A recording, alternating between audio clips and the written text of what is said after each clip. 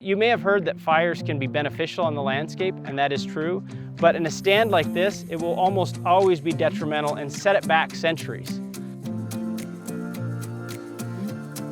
Forests are in condition classes by way of the Forest Service. So they're condition class 1, which is healthy or low levels of fuel. Condition class 2, which means that a wildfire may be dangerous or may not. And condition class 3, which is imminent of catastrophic wildfire.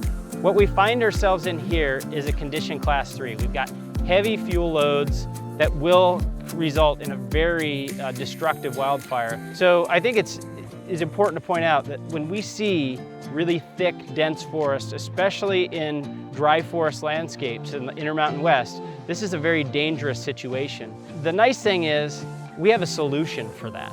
And that solution is removing these smaller trees that have built up on the landscape and turn those into products.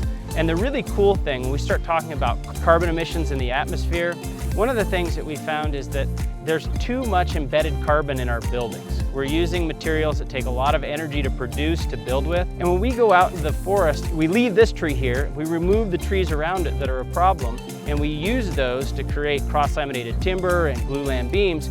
We can put those into our buildings, and then we embed the carbon that was captured through photosynthesis in that tree for the life of that building.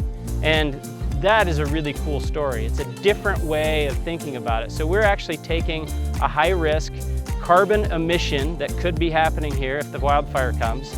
We're converting that fuel into an embedded carbon in a building.